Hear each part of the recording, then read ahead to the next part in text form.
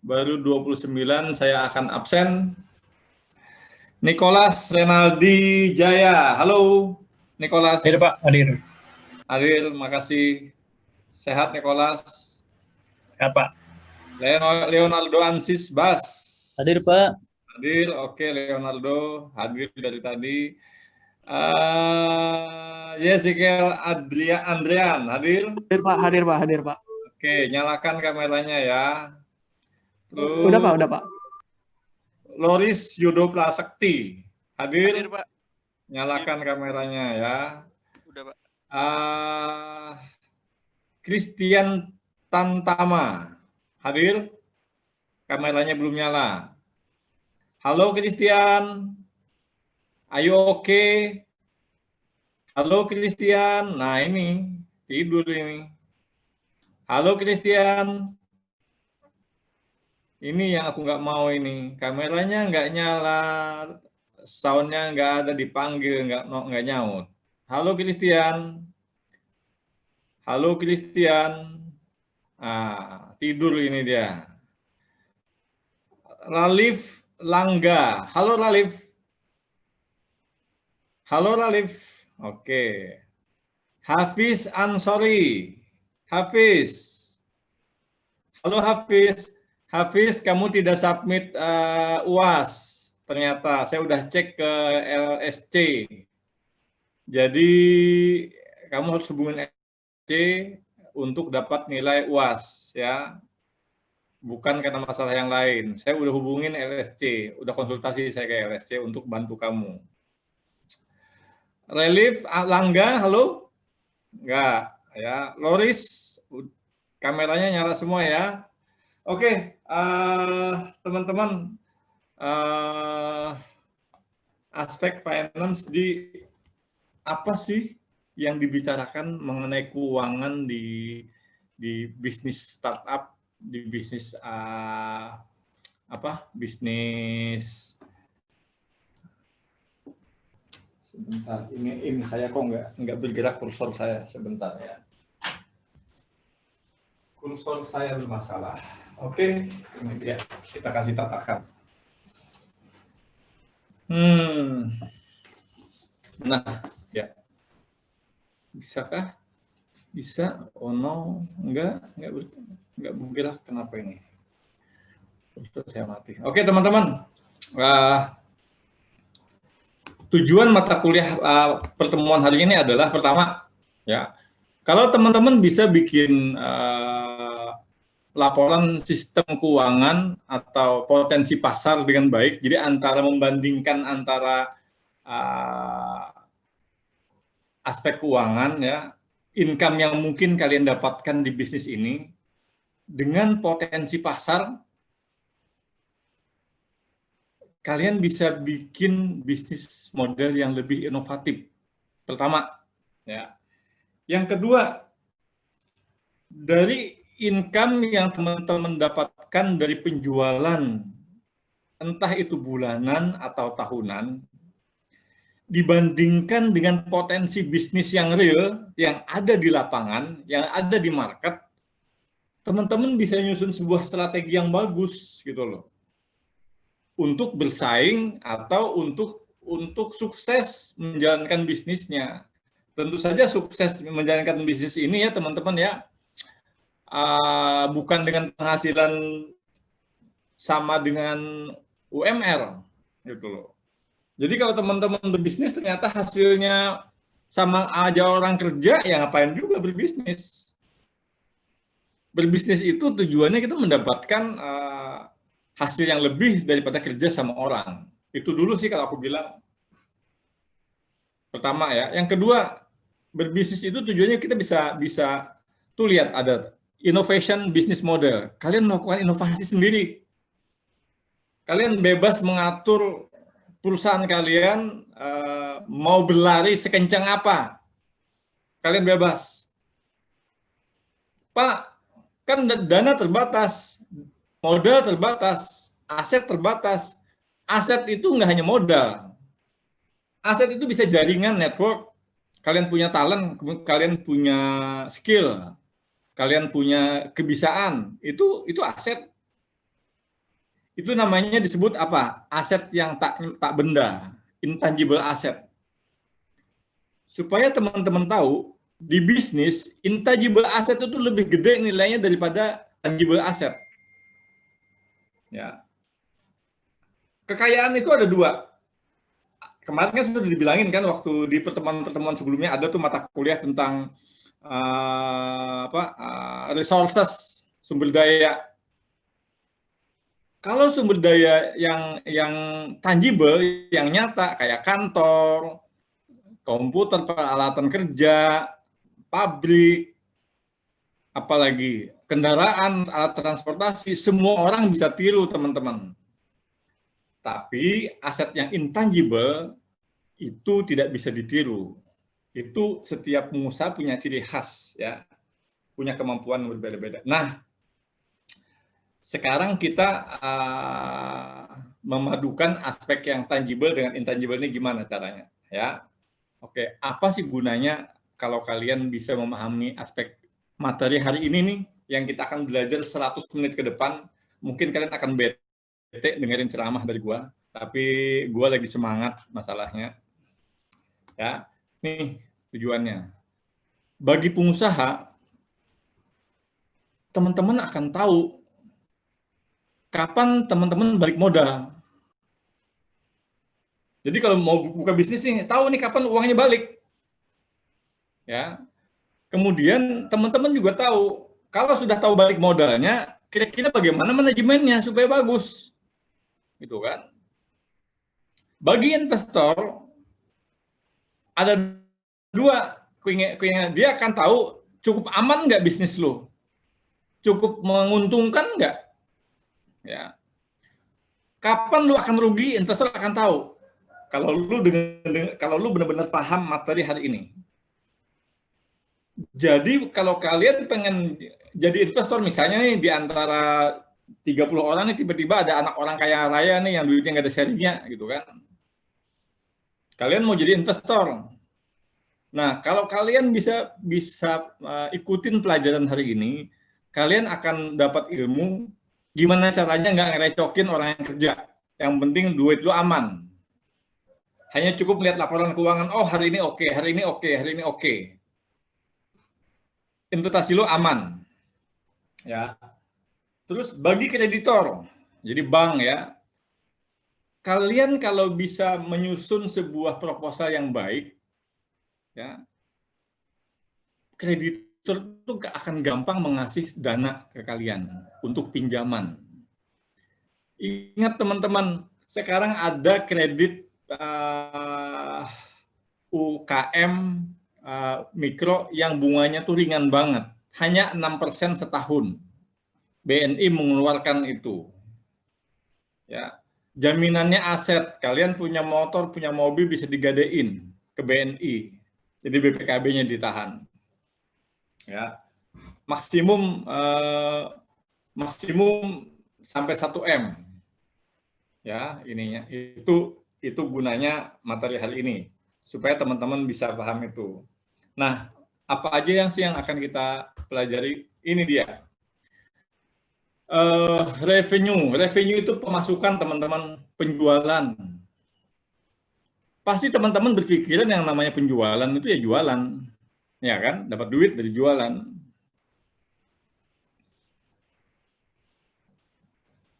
Biasanya kan orang menghitungnya harga dikali quantity, itu yang konvensional teman-teman, yang umum.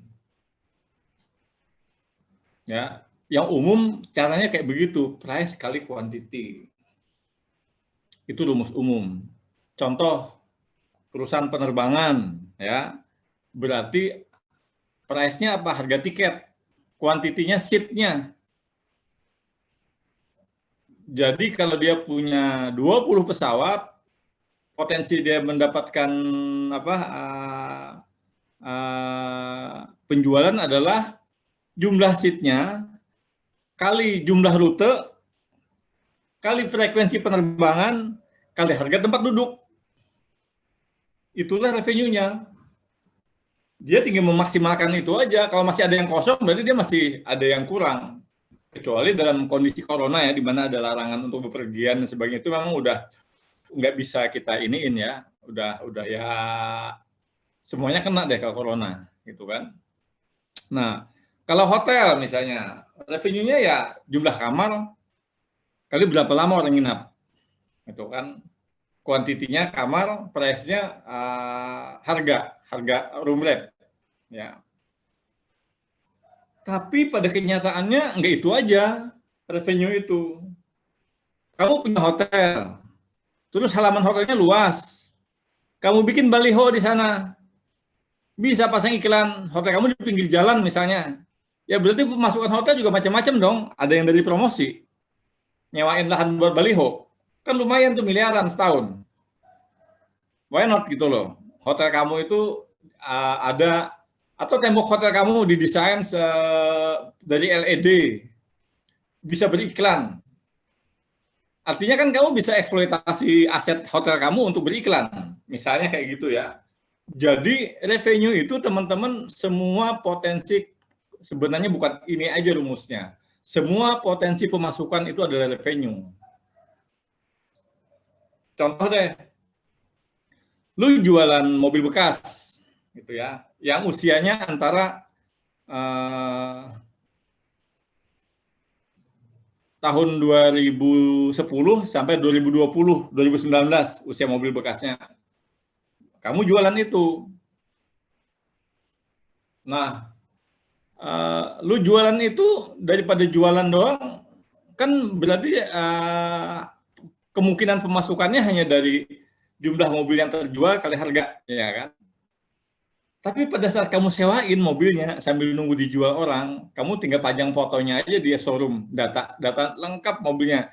Akan dipanggil mobilnya kalau ada yang nengokin, ada yang nyari, janjian. Jadi kamu bilang dengan customer, semua customer yang datang dengan perjanjian. Kalau dia mau lihat Innova, Innovanya tahan, jangan disewain dulu, gitu kan?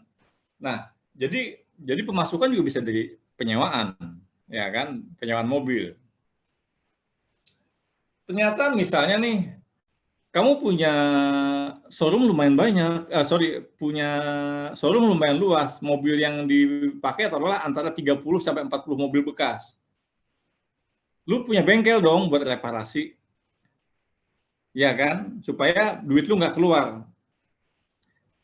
Kenapa nggak bengkelnya juga menerima reparasi dari orang lain? Maka revenue lu naik lagi, gitu loh ini. Nah, jadi revenue itu teman-teman semua potensi kemungkinan lu dapat duit dan masuk. Entah lewat jualan, entah lewat sewa, entah lewat jasa. Ya. Dengan aset yang sama, dengan brand yang sama. Oke, cost. Ya. Kalau cost itu kan biaya, ya kita tahu lah namanya biaya. Biaya itu adalah seluruh pengeluaran yang dibutuhkan untuk menghasilkan produk dan jasa. Itu biaya. Nah, dari revenue dan biaya dan harga jual, ini lahirlah konsep Black Apron Point. Allahu Akbar. Nah, ini dia. Ya, balik modal. Jadi, konsep balik modal ini adalah konsep bisa dihitung dalam, jadi gini, berapa unit yang lu harus jual dalam periode tertentu agar lu balik modal. Lu mau menghitung pengeluaran bulanan, misalnya nih, atau tahunan, boleh pilih satuannya. Kalau bulanan, artinya gini, revenue-nya BEP-nya itu, lu jualan sebulan harus berapa unit, atau harus berapa rupiah agar lu balik modal. Entah modal untuk sewa, kan lu ada biaya sewa, biaya gaji dan sebagainya, karyawan ya, kan ada hitung-hitungannya itu buat balik modal. Nah, jadi kalau misalnya yang bulanan, tapi bisa juga balik modal itu dihitung sebagai unit penjualan harian, contoh jualan kopi, atau kamu buka kafe deh, kamu bisa hitung harian. Hari itu misalnya ya, caranya apa? Ongkos sewa dihitung jadi harian jatuhnya ya, terus semua pengeluaran dihitung harian, gaji dan sebagainya hitung harian, baru dihitung. Ya, yang jelas kalian harus bisa ngitung itu dalam satuannya apa, mau bulanan, tahunan, atau harian. Itu harus itu dulu. Kemudian baru nanti dihitung pemasukan harian, bulanan, dan sebagainya. Pengeluarannya juga gitu, mau harian, mau bulanan, atau tahunan. Ya, itu hitung-hitungnya. Oke. Di sana akan ketahuan kapan balik modalnya. Nah, tadi kan saya bilangin apa sih tujuannya buat investor. Contoh nih, kalian berlima bikin bisnis bareng-bareng. 2 orang yang jalanin bisnis, 3 orang yang cuma nanam modal doang.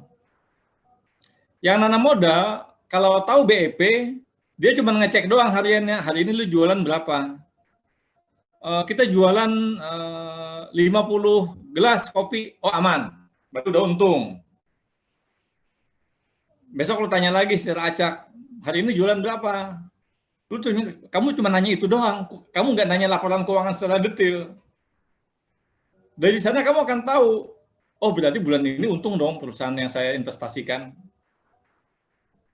Karena saya beberapa kali survei, misalnya dalam sebulan tuh hari Senin lu sekali survei, hari Selasa lu sekali, hari ini. Jadi nggak selalu setiap hari lu survei, mungkin 3 hari sekali, tapi harinya lain-lain gitu, lu acak. Nah, lu akan tahu itu menguntungkan apa enggak. Ya, oke. Sampai di sini ya. Sampai di sini misalnya nih dari BEP nih untuk harian. Oh, ternyata menurut kamu setiap hari Senin Selasa itu sepi. Kafe kamu nggak mencapai BEP-nya. Kamu sebagai pemegang saham bilang aja sama yang pelaksana, yang apa ya, yang menjalanin, teman yang jalanin, bro, Senin Selasa bikin ini dong, bikin promo dong, khusus Senin Selasa dapat diskon sekian supaya orang lebih banyak belanja. Kan lu ngomong itu kalau tahu lu BEP-nya berapa, lu kan nggak tahu BEP belum bisa ngomong begitu. Ya, sampai di sini ada pertanyaan nggak? Kita belum ngitung-ngitung loh, baru konsep aja nih. Ya, ada pertanyaan nggak sampai di sini? Ya, ini untungnya kalau kamu mengetahui BEP. Better teman-teman kalau mengetahui BEP itu bulanan, jangan tahunan. Kalau tahunan udah telat kamu, telat apa ya? Udah sakit parah baru tahu nanti. Misalnya udah 6 bulan nggak balik-balik modal kan kasihan. Better teman-teman hitungnya minimal bulanan. Bagus kalau harian, tapi nggak semuanya bisa dibikin harian. Contoh kayak sewa mobil, ya, jasa-jasa itu nggak bisa harian, gitu loh. Karena barang masuk tuh keluar masuk kan. Tapi kalau kayak kafe harian bisa, karena yang masuk tetap jumlahnya, gitu loh. Oke, sampai di sini ada pertanyaan nggak sebelum saya masuk ke konsep? Saya lompatin dulu ya, nanti kita baru belajar hitung-hitungannya belakangan. Yang penting konsepnya dulu nih. Sampai di sini ada pertanyaan kah? Jelas, Pak. Nggak ada, Pak. Jelas ya. Sekarang kita masuk ke sini. Nah, ini dia. Total addressable market. Apa sih TAM itu? Kalian bisa googling. Tapi biasanya saat ngitung yang salah. Ya. Kenapa? Karena di TAM itu total addressable market adalah seluruh jumlah penjualan turnover yang ada di market yang mungkin. Jadi contoh begini, ya. Kamu jualan ayam goreng, maka TAM-nya itu adalah ayam goreng buat apa? Buat makan. Benar? Berarti marketnya itu adalah industri makanan, siap saji. Karena lu nggak jual ayam potong, yang dipotong di pasar, enggak. Lu yang ayam yang udah lu olah. Tinggal baca aja, cari datanya. Industri makanan siap saji, siap santap, restoran, hotel itu berapa sih omsetnya setahun? Ada datanya di BPS. TAM untuk negara Indonesia, ukurannya nggak ada yang di bawah 1 triliun. Kalau lu ngitung di bawah 1 triliun salah. TAM itu pasti gede. Kenapa pasti gede? Coba kita lihat sekarang. Manusia kan kita kalau ngomong ekonomi kan berhubungan dengan kehidupan orang ya, manusia ya. Even ada peternakan ayam, berhubungan ayam ujungnya kan manusia kan yang punya kepentingan, bukan ayamnya yang punya kepentingan. Atau sapi atau kambing, tetap manusia yang punya kepentingan dengan peternakan itu. Oke, teman-teman. Kalau kita hidup, nih orang hidup bangun tidur butuh apa? Minum, makan, rokok, misalnya nih, ngopi. Berarti konsumsi kan? Makanan. Dia naik mau ke kantor, harus mandi dong. Industri kebersihan. Ya. Sabun, toilet dan sebagainya itu maksudnya industri kebersihan. Habis itu dia berpakaian. Mau ngampus nih, berpakaian rapi. Industri pakaian atau pakaian siap pakai, siap jadi. Ya. Bukan adibusana, bukan high fashion, tapi pakaian dan aksesoris masuk industrinya. Dia berangkat ke kampus naik motor atau naik mobil, berarti bisnis transportasi otomotif. Ya, entah itu jadi bengkel, entah itu jadi showroom, entah jadi dealer, entah jadi apa, itu otomotif. Ya. Sampai di kantor, apa di kampus, dia butuh pulpen macam-macam, industri alat perkantoran. Makan siang, dia nggak makan di rumah dong, makan di kantor dong. Ada industri restoran, ya, dan siap saji, makanan siap saji. Oke, dia ngemil-ngemil nih, ada lagi dong industri makanan, snack dan apa, ada itu di departemen industri yang datanya. Pulang kerja, dia bete, dia pengen nonton, industri hiburan, amusement, entertain, musik, videografi masuk di sana. Ya. Jadi teman-teman, kamu haus, ada industri minuman ya dan sebagainya itu. Oke, ini yang TAM itu yang itu maksudnya. Kalau lu ngomong TAM, lu ngomong itu. Ngomong gambar besarnya. Sampai di sini ada pertanyaan nggak mengenai TAM? Tuh dia.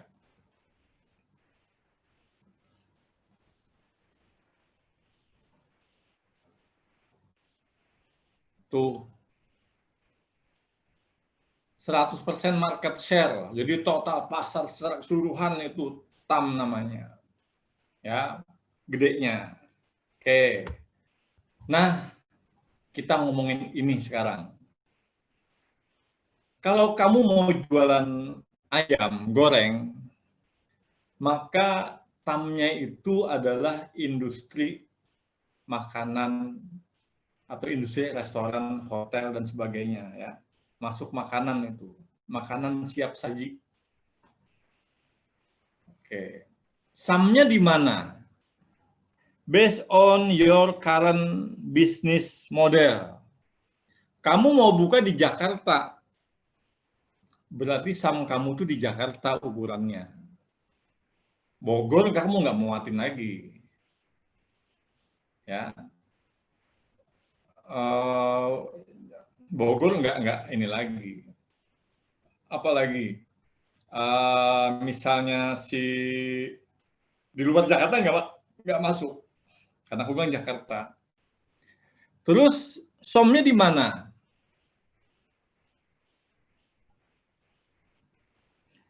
Kalau kamu buka ayam goreng di kebun jeruk, ya, masa iya orang-orang dari apa namanya, ayam goreng kamu tuh harganya normal-normal aja, sekitar antara 18.000 sampai 25.000 sepotong. Kan nggak mungkin yang beli misalnya nih orang Kemang, jauh banget. Pasti kan orang kebun jeruk dan sekitarnya kan. Yang kalaupun pakai Gojek, Gojeknya tuh nggak mahal. Masa ya beli ayam 2 potong, Gojeknya 30.000? Kan mahalan Gojeknya daripada harga ayamnya. Jadi saham kamu itu di mana lokasi bisnis kamu nggak jauh. Segitu putarannya. Ya. Tapi kalau kamu bilang dalam proposal bisnis kamu, saya setahun pertama akan buka di 6 tempat di Jakarta. Ya. Berarti som kamu akan luas, akan gede. Karena kamu lihat potensinya besar. Oke.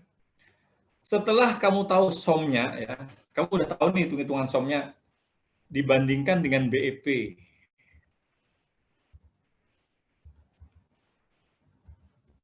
Ini rumusnya, dibandingin BEP.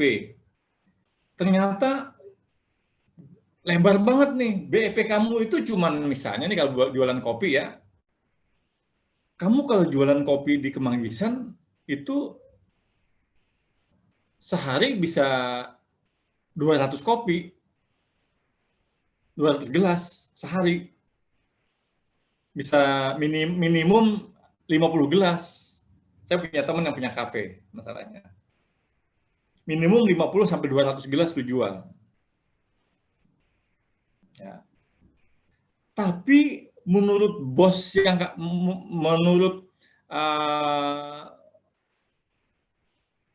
menurut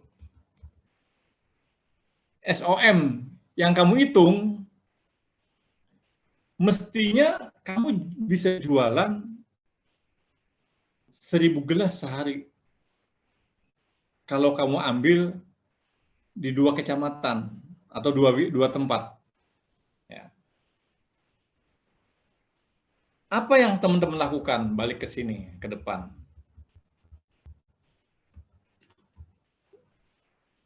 Generate business strategy to make a sustainable business. Nah, kalau kayak gitu, digedein dong. Bikin iklan yang bagus dong, supaya yang beli kopi yang agak jauhan. Bikin aplikasi dong, terdapat di Gojek dong.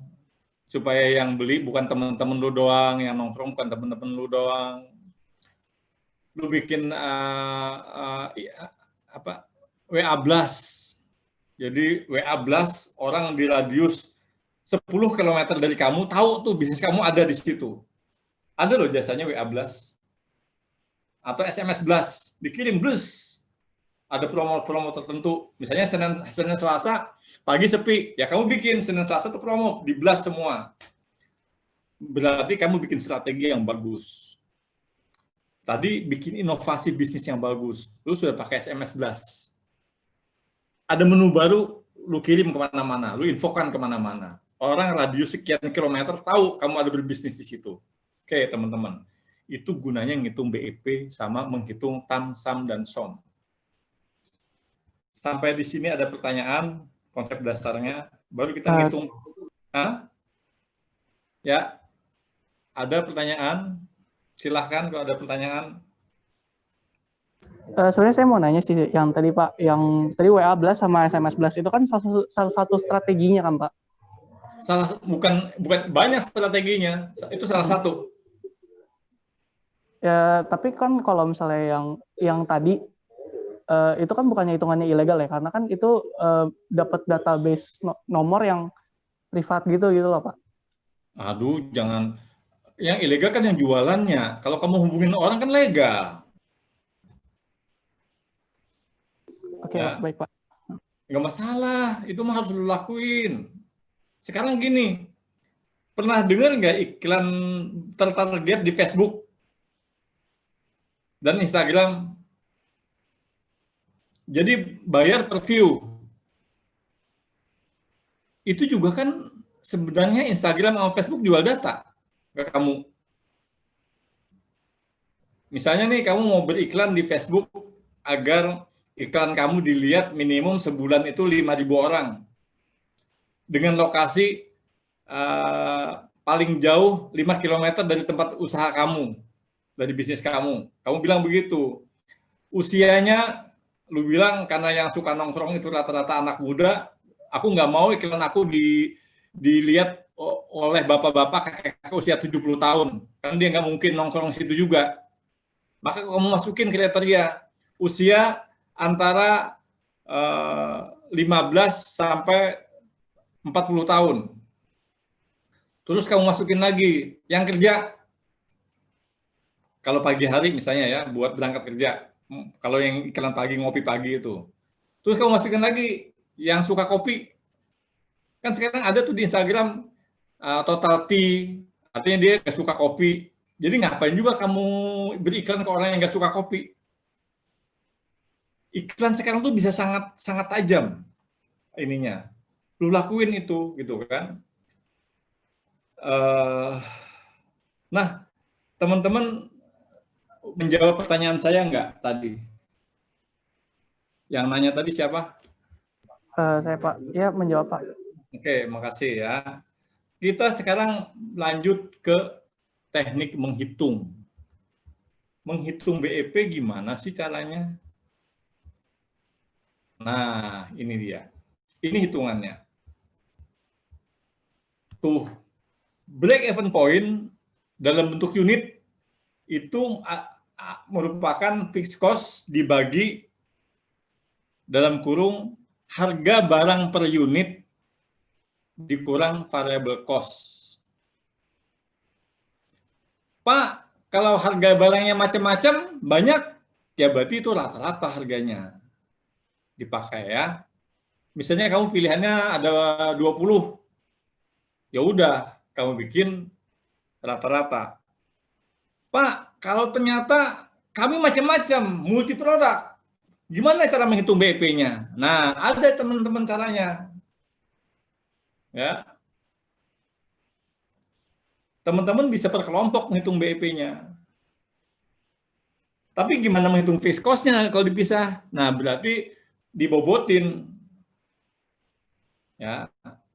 Cuma paling enak sih kan ini masih bisnis baru kan, teman-teman. Bukan bisnis yang sekali keluar langsung 50 produk kan, nggak mungkin kan gitu loh. Karena masih, jadi ya kamu paling 2-3 harga kamu rata-ratain aja. Nggak usah mikirin yang terlalu jelimet. Ya. Price, harga tuh berarti harga rata-rata. Kalau kamu keluarin 3 barang, berarti 3-nya dirata-ratain. Kalau kamu ngeluarin misalnya ada celana jeans, ada baju, ada sepatu, ya kamu jumlahin ya semuanya bagi 3. Berarti itu rata-ratanya begitu. Ya. Nah, ini sebenarnya rumusnya sederhana. Yang tidak sederhana itu mengintegrasikannya. Nyambung nggak dengan pemasaran kalian? Contoh deh, kamu bilang nih di proposal kemarin ya, aku ada yang baca, ada yang kelompoknya, saya nggak mau sebut nama kelompoknya. Kami akan melakukan promosi yang masif dan agresif. Wah, masif itu artinya apa? Gede-gedean. Agresif itu artinya menyerang. Tapi pada saat dia ngitung BEP, dia nggak cerita itu biaya iklan berapa, nggak ada tuh di situ. Biaya promosi dia nggak cerita. Dia nggak ngomongin diskon, pemotongan harga, nggak nongol di sana di hitungan sini. Lah, berarti salah dong menghitung BEP-nya. Makanya kalau teman-teman nanti buka di penugasan dari saya minggu ini, saya minta teman-teman melis pengeluaran mana yang masuk fixed cost untuk usaha rintisannya teman-teman, mana yang masuk variable cost. Supaya bisa menghitung BEP-nya dengan betul, gitu kan. Oke, sampai di sini ada pertanyaan nggak? Nah, baru kita mundur ke belakang. Saya suka kayak gini ngajarnya nih. Tuh dia. Fixed cost, ya, itu segala sesuatu yang sifatnya tetap pengeluarannya, tidak berhubungan dengan omset, ya, tidak berhubungan dengan berapa banyak kamu jualan. Contoh apa sih fixed cost? Sewa gedung, peralatan kantor, peralatan masak kalau itu kafe, ya, listrik, AC, pendingin ruangan, itu kan nggak ngaruh, kan akan jalan terus. Mau tamunya 1 atau 100 sama, ya. Nah, sekarang saya tanya ke teman-teman, kalau teman-teman masang iklan di Facebook atau di Instagram atau dimanapun itu masuk. Oh, saya tahan dulu pertanyaan, ya. Variable cost dulu saya ceritain, sorry, nanti nggak bisa jawab pertanyaannya. Variable cost. Variable cost adalah biaya yang jumlahnya itu, jadi kamu ngeluarin biaya tergantung jumlah unit yang kamu jual. Makin banyak kamu jualan, kamu akan makin banyak ngeluarin biaya. Oke? Apa aja sih yang termasuk variable cost? Misalnya nih, bahan baku, bener nggak? Lu kalau jual makanan makin banyak kamu jualan, ya kamu beli bahan bakunya makin banyak. Ya. Terus apa lagi? Kayak direct cost, istilahnya kalau dia accounting ya, direct cost, biaya langsung. Jadi kalau makanan, kalau di bisnis makanan tuh misalnya kayak bahan makanan, bumbu, itu variable cost masuknya. Kenapa? Makin banyak lu masak, ya lu makin banyak butuh gas, makin banyak butuh air, makin banyak butuh tepung, makin banyak butuh ayam, misalnya, itu masuk variable cost, ya. Jadi langsung berhubungan dengan unit penjualan. Udah ya. Kalau tadi fixed cost itu tidak langsung, jadi dia tidak langsung berhubungan dengan unit penjualan. Kalau variable cost langsung berhubungan dengan unit penjualan pengeluarannya. Pertanyaan saya adalah, kalau kamu pasang iklan, entah itu di TV atau hanya sekedar bikin brosur, masuknya biayanya kemana? Biaya fix, biaya tetap, atau biaya variable cost? Silahkan. Ada yang bisa bantu saya?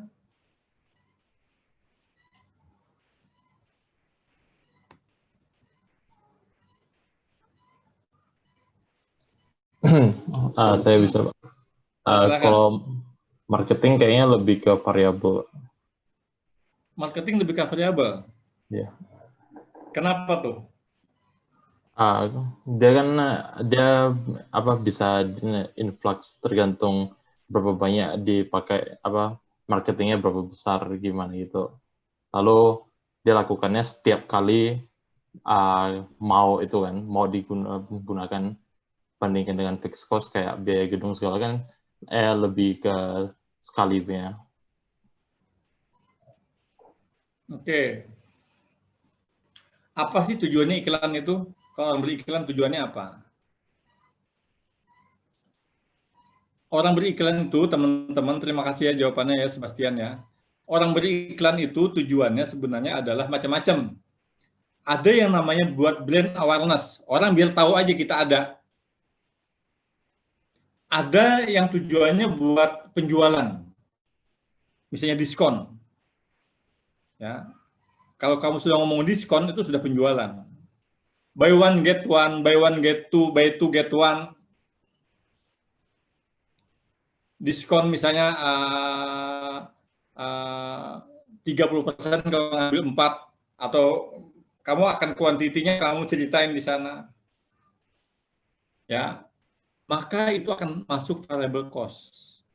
Tapi kalau iklannya itu kamu tidak ceritain ada diskon. kamu tidak ceritain, kamu cuma bilang silahkan makan di tempat kami enak, nyaman dan sebagainya.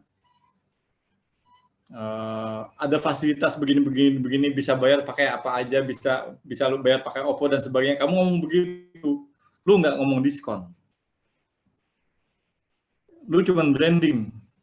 Itu masuknya ke fixed cost. Tapi kalau kamu ngomong potongan harga, kan ke unit sudah nih penjualan nih. Dan kamu menjatahkan. Kamu bilang diskon 30% selama persediaan masih ada. Atau jumlah unit tertentu. Jadi kalau misalnya kamu siapin nih, kopi ada 100 gelas, hari itu kamu mau diskon 30%. Gelas ke 101 nggak akan didiskon. Artinya apa teman-teman? Cost-nya itu masuk biaya variabel, biaya promosi. Berapa biaya promosi? Biaya promosi adalah pertama, ongkos bikin iklan. Yang kedua, diskon 30% kali berapa jumlah unit yang lu mau kasih sebagai promosi. 100 unit, berarti 100 unit kali 30% harga produk itu adalah biaya promosi di variable cost. Ya. Nah, teman-teman, aku lihat yang bikin proposal kemarin hampir 100% salah. Ya.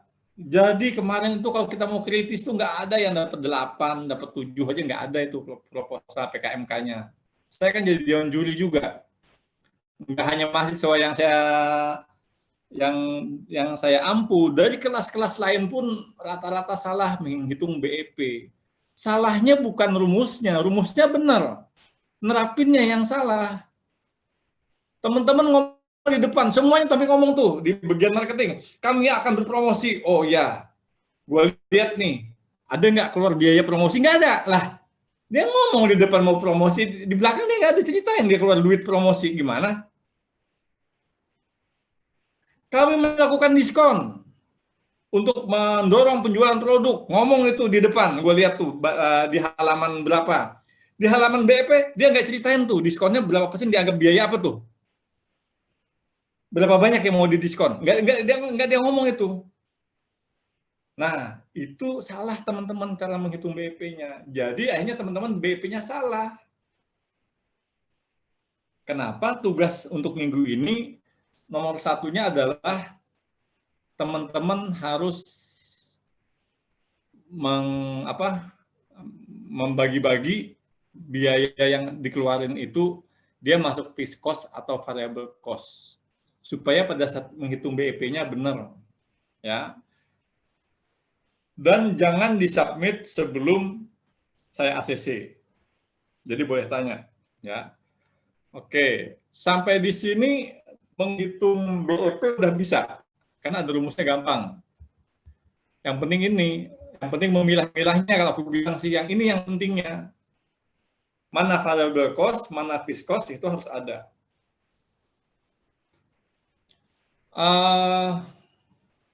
Kalian kan bikin eksperimen kan di awal-awal kan, trial and error, biaya R&D, research and development, itu masuk mana? Fixed cost apa variable cost? Halo? Masuk fixed cost dong ya? Kan eksperimen, kan trial error, belum tentu laku, belum tentu jalan. Itu masuk variable cost. Masuk fixed cost. Sekali lagi itu masuk fixed cost ya. R&D itu masuk fixed cost. Oke, sekarang masalahnya di sini. Ya. Errornya di sini. Orang banyak yang nggak ngerti bagaimana menghitung TAM yang betul. Bagaimana menghitung SAM yang betul. Dan bagaimana menghitung SOM yang tepat. Materi hari ini, setahu aku, selalu keluar pada saat UAS.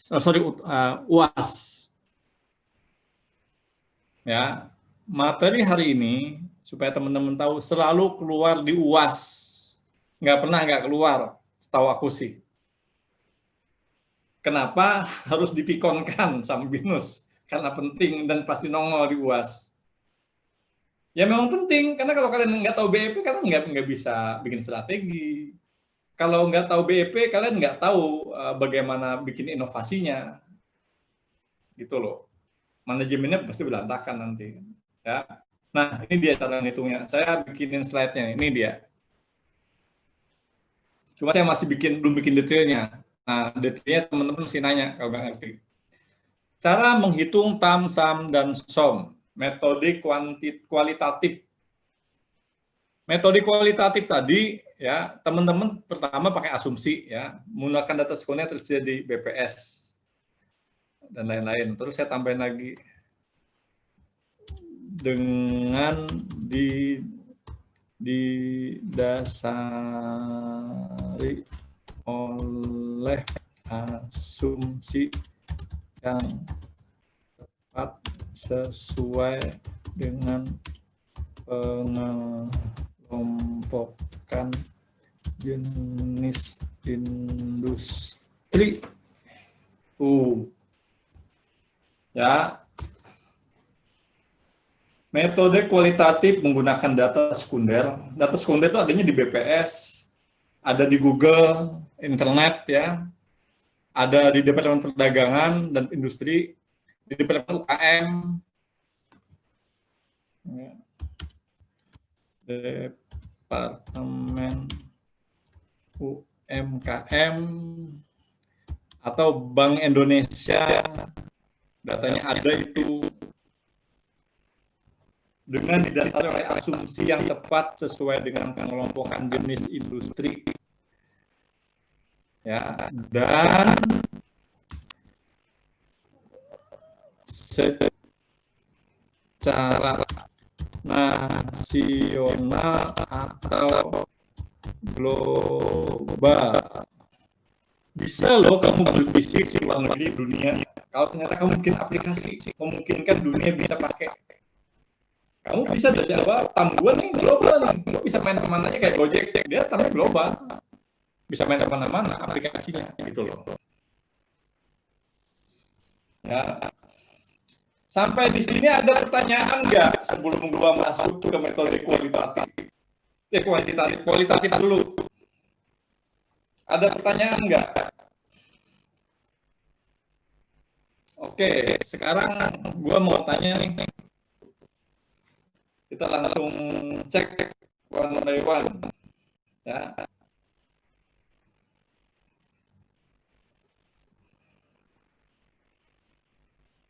RP01. Ini RP01 kan ya? Halo? Halo? Ya, Pak. RP01 ya? Oke, saya mau tanya sama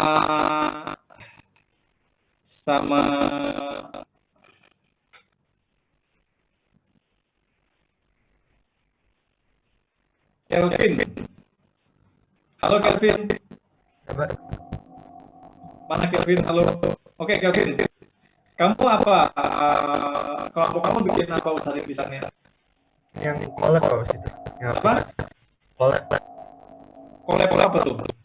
Yang aplikasi kolaborasi yang apa namanya? Ya, aplikasi pusat kolaborasi orang-orang. Oh, coba sedikit jelasin 1 menit ya, jelasin collab-nya gimana? Itu nanti di dalam aplikasi itu ada kreator dan kolaborator. Nah, kreator ini bisa bikin project yang nantinya para kolaborator itu bisa masuk ke project itu. Tapi Kamu berarti bikin animasi itu ya? enggak bukan. Dia Bisa semua bidang. proyek semua bidang. Oke. Nah, itu kira-kira tam kamu apa tuh?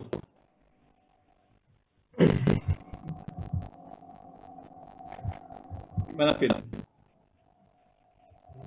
Tam kamu apa, Vin?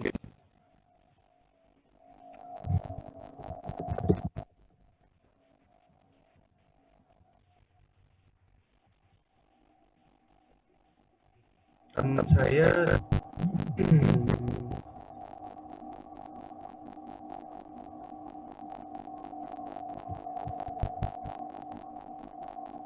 menarik ini tim, menarik ini. Kenapa? Kalian saya kasih rumus yang konvensional yang udah ditemukan ratusan tahun, tapi proyek kalian semuanya aplikasi. Jadi teman-teman ya, kalau pakai BEP, kalian tuh nggak ada yang untung, rugi semua. Gojek pun sekarang rugi. Tapi kenapa Gojek tetap nilainya tinggi valuasinya?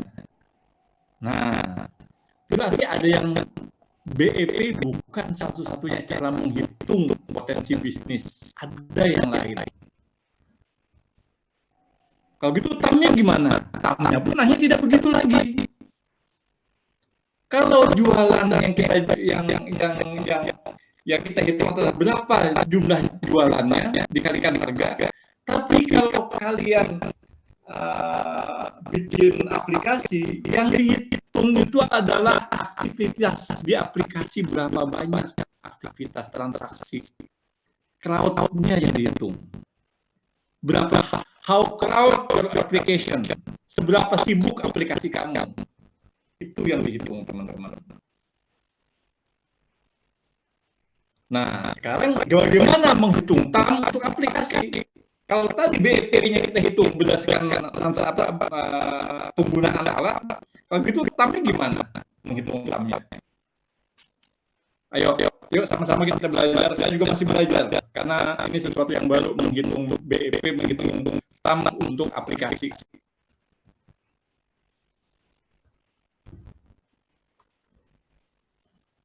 Bagaimana Gojek menghitung TAM? TAM-nya Gojek apa? Semua orang yang punya HP Android beraktivitas, berkegiatan padat, ya kan? Atau semua orang yang punya toko yang punya HP pintar, tapi dia punya usaha. Itu TAM-nya dia. Semua orang yang ingin belanja lewat online, makanan dan sebagainya, itu TAM-nya dia. Ya. Oke. Kemarin di kelas lain aku sempat menghitung berapa sih transaksi gitu, transaksi online yang memungkinkan kalian hitung itu bisa. Ininya. Jadi Kelvin TAM-nya itu secara nasional adalah orang yang punya keahlian, orang yang bisa bekerja, orang yang punya ilmu, ya, orang yang punya skill, dikalikan jumlah orang yang mau bikin proyek, ya, dikalikan kemungkinan proyek yang akan dikerjakan variasinya, itulah TAM kamu. Sehingga dari TAM ini, Kelvin bisa melebarkan sayapnya, aplikasinya mau ngapain aja nantinya. Ya. Kemudian bagaimana menghitung SAM-nya untuk aplikasi?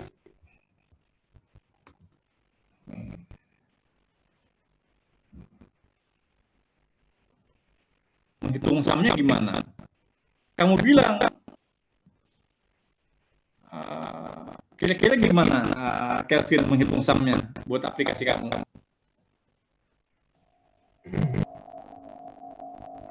Boleh dibantu temennya, teman-teman segrup, sekelompok. Silakan. Bagaimana menghitung SAM untuk proyeknya Kelvin?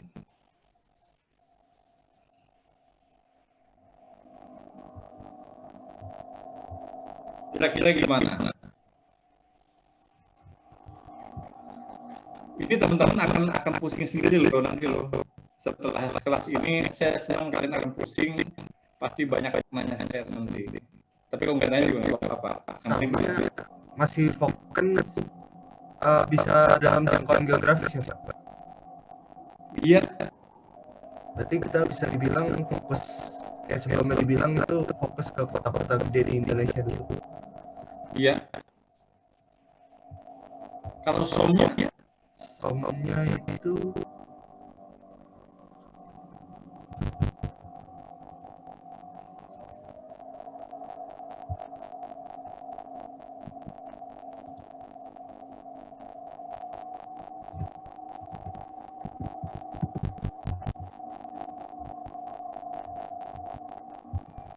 Somnya gimana?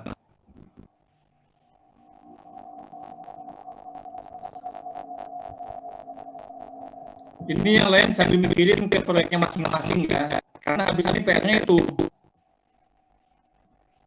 Jadi jangan dengerin Kelvin doang. Pikirin proyek kalian masing-masing untuk bikin TAM, SAM, dan SOM secara benar kalau itu aplikasi.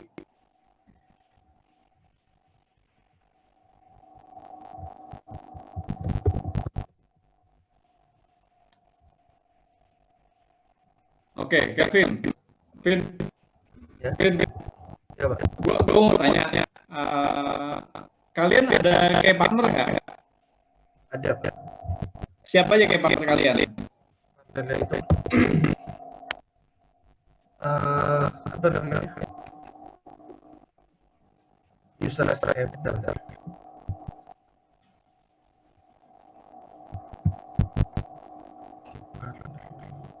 Teman sekelompok kamu siapa, Vin? Batari, Widya, coba Anu. Oke, Lazali, Widya, silahkan. Halo, Halo ya. key partnernya ada kreatornya sendiri, ada bank, ada investor. Oke. Kreatornya banyak nggak jumlahnya? Nah itu masalah nanti kita incer nanti Pak. Soalnya aplikasi kita kan jalan kalau harus ada kreator sama kolaborator. Oke, gini ya teman-teman ya. Saya akan menghitung volume bisnis kalian. Saya akan hitung TAM, SAM, SOM dari rumus tadi. Ya, nih sekarang gini. Ada yang tahu matrik nggak? Udah pernah dengar matrik kan waktu SMA kelas 3 itu ada pelajaran matrik kalau yang jurusan IPA. Kalian ini jurusan apa aslinya? Halo? Kalian dari jurusan apa ini? IPA Pak. Apa? TI Pak. TI. Oke, kalau TI kan berarti tahu matrik ya. Pelajaran matrik tahu kan di mana matrik yang lajur sama kolom. Tahu Pak. Tahu? Oke. Matrik, kita ngomong matrik 2 dimensi sekarang.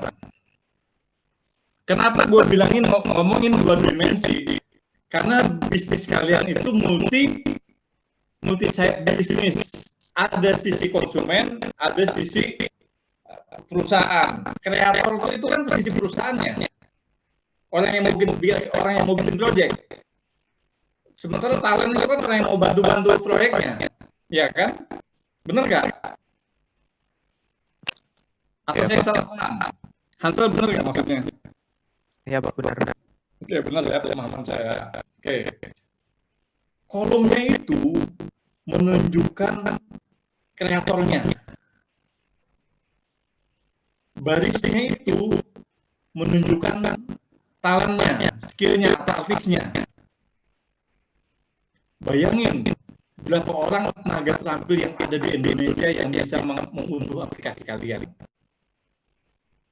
Berarti apa? Lulusan SMK, Fakultas Teknik, itu skill loh. Fakultas Kedokteran, itu skill. Fakultas Sastra, dia bisa bikin sastra. Fakultas Sains, itu bisa.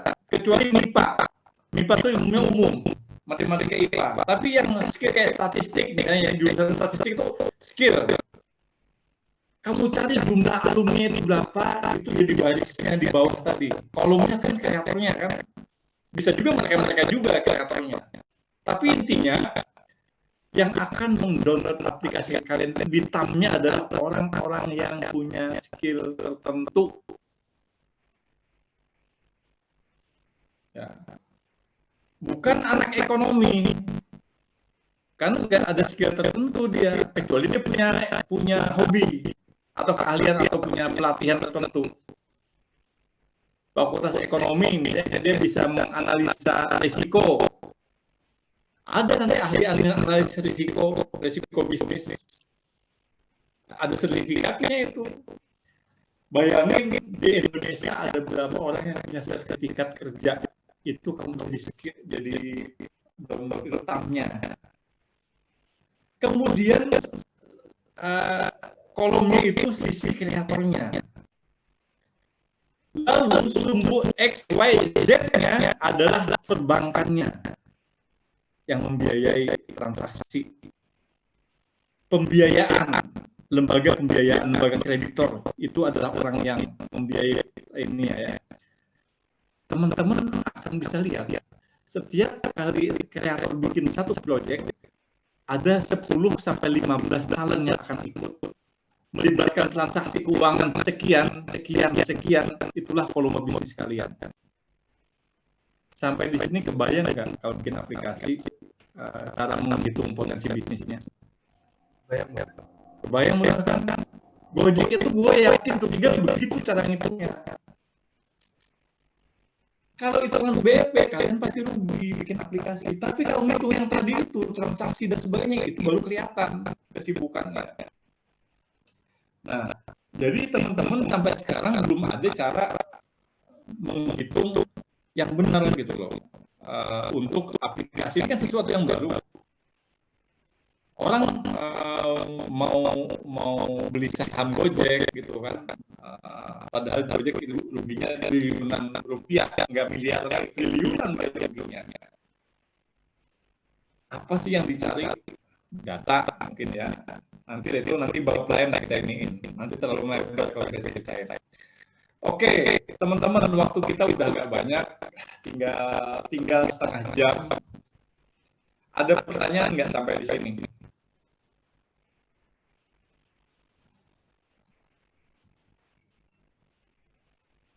Ada pertanyaan nggak?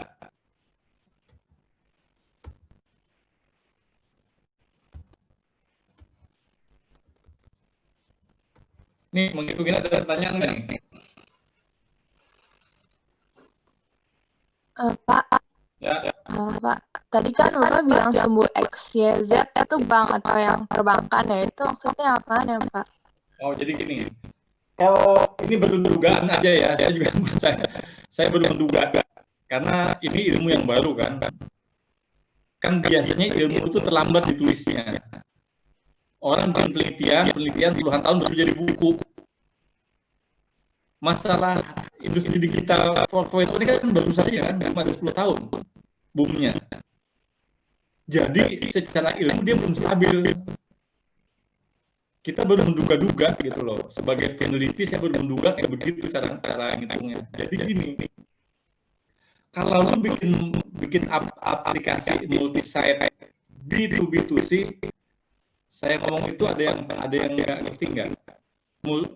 Aplikasi multi-site B2B2C, ada yang nggak ngerti angkat tangan. Paham semua ya? Ada yang nggak paham nggak? Jangan malu, lu kalau nggak paham boleh, lu masih sekolah. Saya tak ngerti, Pak.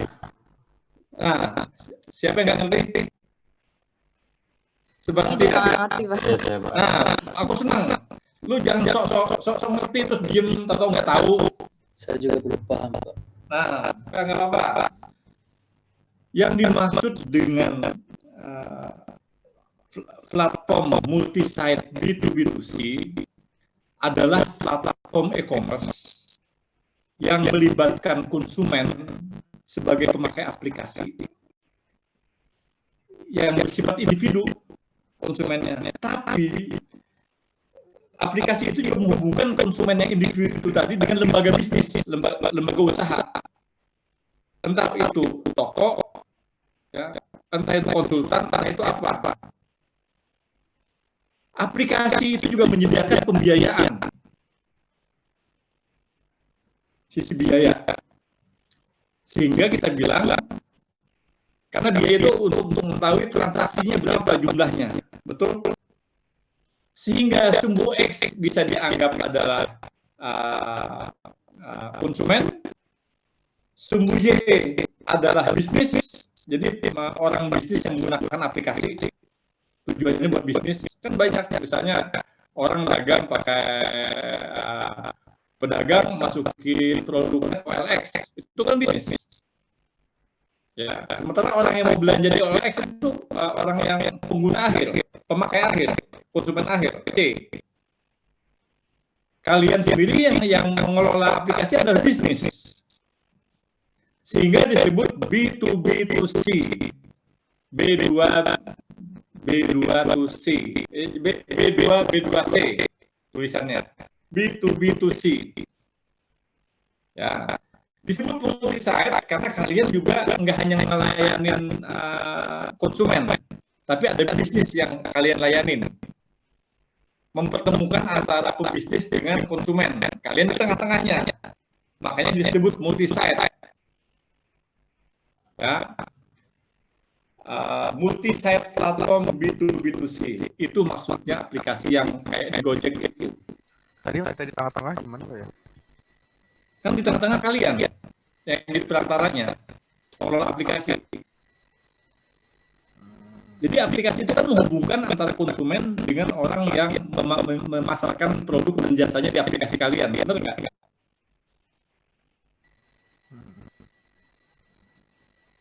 Paham nggak? Oke. Suara saya nggak putus-putus kan? Ya, nggak jelas. Jadi yang kan kalau B2B2C, B pertama bisnis itu orang lain, B kedua kalian, yang C konsumen. Nah sekarang sumbu Z-nya yang mana? Tadi kan saya ngomong sumbu XYZ, ya. Yang Z-nya itu adalah pembiayaan. Kalian di tengah-tengahnya, sentralnya, titik pusatnya itu kalian. Ada sumbu X, sumbu Y, sumbu Z. Seberapa gede titik tengahnya, lihat aja transaksinya. Seberapa banyak konsumen menggunakan produk untuk mencari perusahaan-perusahaan yang menjual. Seberapa banyak perusahaan-perusahaan yang memasarkan produk lewat aplikasi kalian. Seberapa banyak pembiayaan yang melibatkan transaksi kalian. Maka kalau X kali Y kali Z, itulah volume bisnisnya Gojek. Kalau pengen tahu berapa banyak toko yang terdaftar di Gojek, berapa banyak pelanggan, contoh gini, Gojek, pengguna Gojek berapa sih sekarang? 58 juta. Apa 70 juta, nggak tahu deh. Ya. 70 juta itu kamu cari, yang konsumen berapa juta, yang bisnis berapa juta. Taruhlah yang bisnis cuma 1 juta, yang konsumen 70 juta. Ya. Bikin lagi rata-rata transaksi. Dari 70 juta itu dia bertransaksi dalam setahun berapa kali. Jadi kebayang teman-teman, 70 juta kali 1 juta pemasok, udah 7 kali 7 juta kali 10 juta. Berarti nolnya itu 12. 0,12 itu triliun. Baru ada ngomong, rata-rata transaksi di Gojek misalnya nih, sekali orang belanja tahu aja, atau misalnya bakso aja sekian, ya. Itu kira-kira berapa ribu triliun ya Gojek ya transaksinya. Kenapa harga saham Gojek jauh lebih tinggi harganya daripada saham BCA? BCA yang itu dibangun puluhan tahun. BCA sama Mandiri digabungin, kalah modalnya sama Gojek. Jadi teman-teman, kalau bikin aplikasi, kembali ke tangan.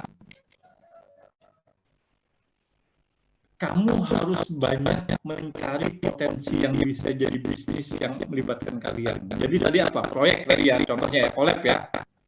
Collab itu harus banyak menghubungin orang-orang kreatif, para produser, menghubungin orang-orang interior yang suka bikin proyek. Kalian harus aktif mendekati mereka. Orang-orang yang bikin animasi, perusahaan-perusahaan animasi, kontraktor, ya apalagi itu, pemborong bangunan, atau misalnya pekerja seni, itu buat yang dari proyek. Supaya apa? Itu yang menggandakan kalian punya aplikasi. Bayangin kalau kalian bisa di-download 1000 perusahaan kontraktor, berbagai jenis kontraktor. 1000 aja, gua minta. Dari 1000 perusahaan ini, taruhlah dalam 6 bulan